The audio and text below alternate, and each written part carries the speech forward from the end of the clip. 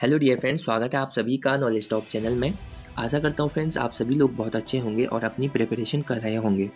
Friends, इस video में बात करेंगे बीएसएफ आरओआरएम और एसएसबी कम्युनिकेशन में क्या क्या डिफरेंसेस होते हैं। काफ़ी कैंडिडेट्स के डाउट्स होते हैं कि एसएसबी कम्युनिकेशन और बीएसएफ आरओआरएम, क्योंकि फ्रेंड्स दोनों टेक्निकल की भर्ती है, टेक्निकल ट्रेड्स हैं, तो इनमें क्या डिफरेंस होता है, कौन सा बेस्ट है, बीएसएफ आरओआरएम बेस्ट है या एसएसबी कम्युनिकेशन बेस्ट है।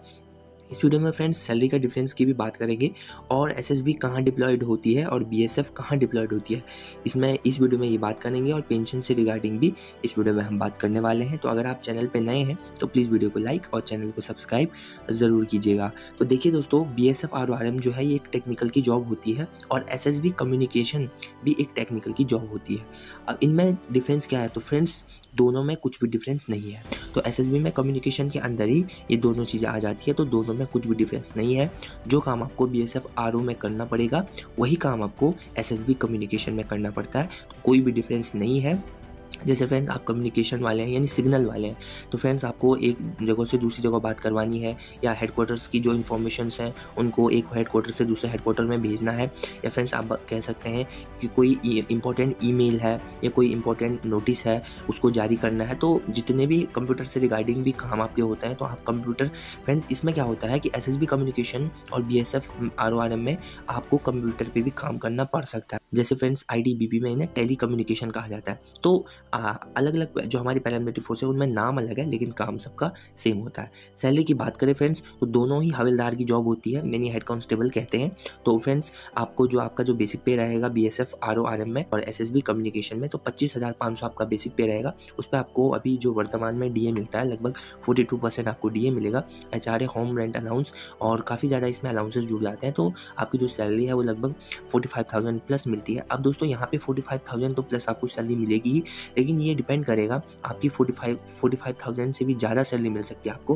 ये डिपेंड करता है फ्रेंड्स कि आप कौन से एरिया में रहते हैं। अब पेंशन की बात करें तो फ्रेंड्स दोनों में पेंशन मिलती है, बीएसएफ आरओआरएम में भी पेंशन मिलेगी और एसएसबी कम्युनिकेशन में भी पेंशन मिलती है। ये पेंशन आपको एनपीएस मिलेगी यानी न्यू पेंशन स्कीम या नेशनल पेंशन स्कीम। अब न्यू पेंशन स्कीम क्या है फ्रेंड्स कि 2004 के बाद जितने भी पर्सनल्स यहाँ पे पैरामिलिट्री फोर्सेज में रिक्रूट हुए होंगे, पल्स हुआ या आपका आईटीबीपी, बीएसएफ, सीआईएसएफ में या एसएसबी में, तो उनमें जो 2004 के बाद होंगे वो एनपीएस में आ जाते हैं, यानी उन्हें न्यू पेंशन स्कीम मिलती है। और जो 2004 से पहले के पर्सनल्स होंगे यानी जो 2004 से पहले के रिक्रूट होंगे उन्हें जो है ओपीएस दिया जाता है यानी ओल्ड पेंशन स्कीम दिया जाता है। तो फ्रेंड्स यहाँ पे दोनों में पेंशन मिलती है लेकिन एनपीएस पेंशन दी जाती है।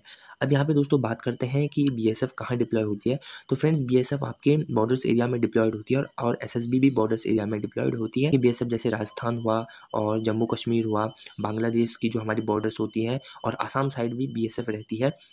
एसएसबी का मुख्य काम दोस्तों यहाँ पे होता है, जैसे एसएसबी छत्तीसगढ़ में काफ़ी रहती है, मध्य प्रदेश में रहती है, जो नेपाल से बॉर्डर्स लगते हैं इंडिया के वहाँ पर भी एसएसबी रहती है और बांग्लादेश बॉर्डर्स पे भी एसएसबी रहती है। फ्रेंड्स अब बात करते हैं बीएसएफ आरओआरएम और एसएसबी में कब तक आपको कितने ईयर्स तक आप जॉब कर सकते हैं। तो पैरामिलिट्री फोर्सेस का जो लॉ होता है उस हिसाब से आपको 60 ईयर तक आप जॉब आराम से कर सकते हैं, अगर आपका प्रमोशन होता है तब भी, और अगर आपका प्रमोशन नहीं भी होता है तब भी आप इनमें आराम से 60 साल तक जॉब कर सकते हैं। दोस्तों यहाँ पे एक बात और आ जाती है कि आप क्विट कब कर सकते हैं, यानी छोड़ कब सकते हैं। मिनिमम 20 ईयर्स तक जॉब करना ही पड़ेगा पैरामिलिट्री फोर्सेज में, उसके बाद आप चाहे तो अपनी जॉब से रिजाइन लेकर के क्विट कर सकते हैं। मेडिकल फैसिलिटीज़ भी सेम होती है। एसएसबी के जो पर्सनल्स होते हैं वो बीएसएफ के जो हॉस्पिटल्स होते हैं उनमें जा सकते हैं और बीएसएफ के जो पर्सनल्स होते हैं वो एसएसबी के हॉस्पिटल में जा सकते हैं। जितने भी हॉस्पिटल्स हैं वो अपना अपना मेडिकल फैसिलिटीज़ पूरी दी जाती है। और कैंटीन फैसिलिटी की बात करें तो फ्रेंड्स आपको सीपीसी कैंटीन फैसिलिटी दी जाती है और यहाँ पे सीपीसी कैंटीन फैसिलिटी के तहत दोनों में जो है कैंटीन फैसिलिटी भी मिलती है। यहाँ पे दोनों बेस्ट हैं अपनी अपनी तरफ से, तो आपको जिसमें भी जाने का मौका मिलता है वो आपके लिए बेस्ट रहेगा, चाहे आप बीएसएफ आरओआरएम में जाएँ चाहे आप एसएसबी कम्युनिकेशन में जाएँ। तो दोनों टेक्निकल की जॉब है, दोनों में सेम आपको वर्क करना पड़ता है और दोनों में सैलरी भी सेम होती है, हर चीज़ सेम है। तो दोस्तों यहाँ पे कोई भी यहाँ पे वेरिएशन नहीं आता है किसी भी चीज़ में। तो आशा करता हूँ फ्रेंड्स आपको वीडियो इन्फॉर्मेटिव लगी होगी, तो प्लीज़ वीडियो को लाइक और चैनल को सब्सक्राइब जरूर कीजिएगा। मिलते हैं ऐसी वीडियो में, तब तक अपना ख्याल रखिए, मेहनत करते रहिए। जय हिंद, जय भारत।